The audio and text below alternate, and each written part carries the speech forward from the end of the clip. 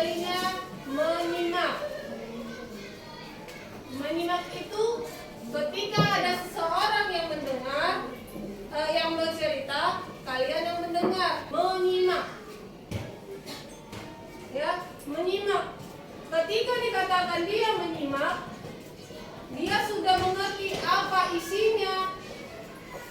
Ya, dia sudah memahami apa yang dikatakan seseorang. Jika dia mendengar, kalau dikatakan mendengar, cuma mendengar, itu cuma mendengar aja. Ya udah, itu aja. Tapi kalau dikatakan dia menyimak, berarti dia sudah memahami apa yang dikatakan gurunya. Jadi coba buka halaman 13. Di situ ada cerita rakyat dari DKI Jakarta yang berjudul Darman dan Darmin. Jadi ketika isi bercerita, kalian menyimak. Nanti ada yang tanya. Oke, siap anak-anak? Siap, Miss. Oke. Boleh pandangannya ke depan, boleh ke buku. Oke, setiap orang menyimak pasti berbeda. Darman dan Darmin, cerita rakyat dari DKI Jakarta. Dahulu kala, di suatu daerah di Jakarta, tinggallah saudagar kaya bernama Pak Salim. Dia terkenal sebagai tuan tanah. Pak Salim mempunyai 2 orang anak. Yang pertama bernama Darman dan kedua bernama Darmin. Sepeninggal istrinya, Pak Salim merawat kedua anaknya seorang diri. Kedua anak Pak Salim mempunyai sifat yang berbeda. Dari kecil, Darman senang bermain silat.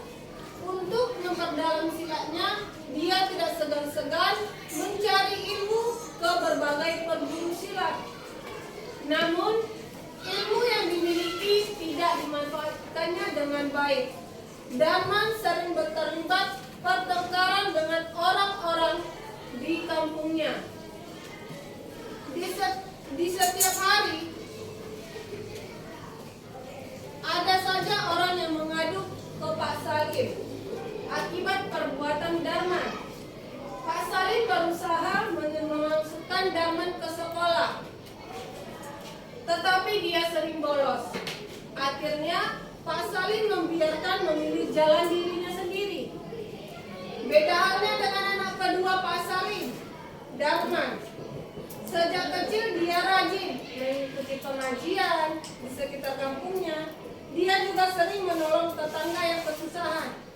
Di sekolah, Darmin dikenal sebagai anak yang pintar. Oleh sebab itu, dia sering diminta ayahnya membantu pembukuan uangnya. Selain memiliki 2 orang anak, Pak Salim juga mengangkat anak perempuan bernama Amini. Orang tua Amini dan Pak Salim bersaudara. Karena kemiskinannya, orang tua Amini mempercayakan pengasuhan anaknya kepada Pak Salim.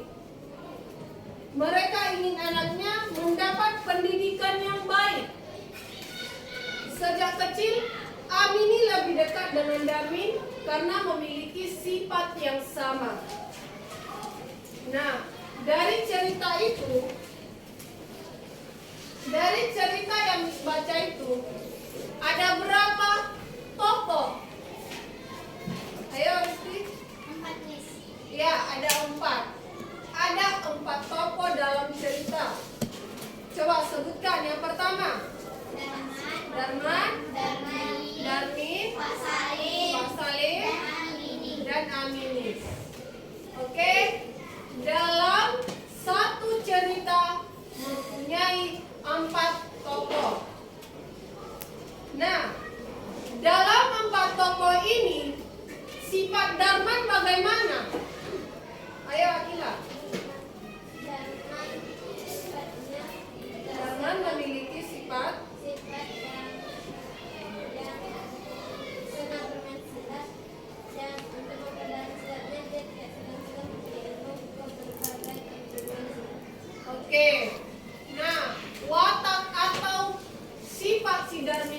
Darman ini dia suka berantem karena hobinya atau pelajarannya ya bersilat. Dia suka silat. Ayo, Miss tanya dulu. Siapa Pak Salim ini? Iya, ayahnya Darman, Darwin, dan Anini anak angkatnya. Oke.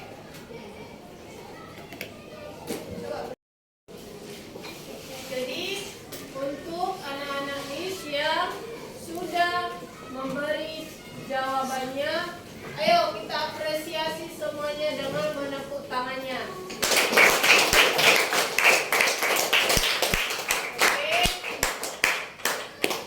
Oke, terima kasih untuk anak-anak Miss yang telah menyimak dan mendengarkan apa alur dari cerita itu. Jadi ketika kita menyimak, pentingnya menyimak itu adalah agar kita paham, agar kita memahami, memperluas wawasan kita. Apa bisa kalian bercerita tidak ada pendengarnya? Mau nggak kalian bercerita tapi tidak ada yang mendengar? Enggak ya. Maka dari itu, setiap gurunya menjelaskan di sini, kalian tugasnya menyimak dan mendengarkan. Begitulah sebaliknya.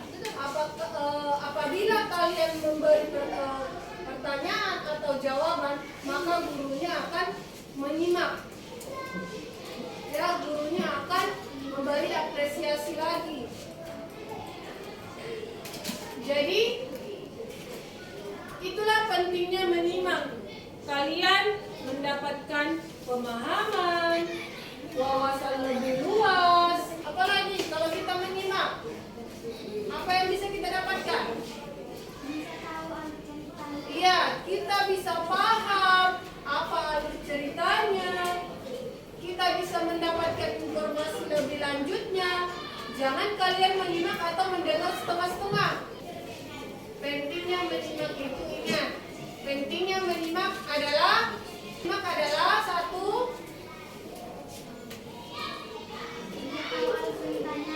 mengetahui alur ceritanya, memahami apa isi ceritanya, dan memperluas alur ceritanya. Oke.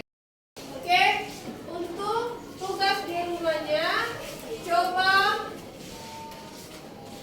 meringkas atau membuat kesimpulan dari alur cerita itu. Oke? Bisa?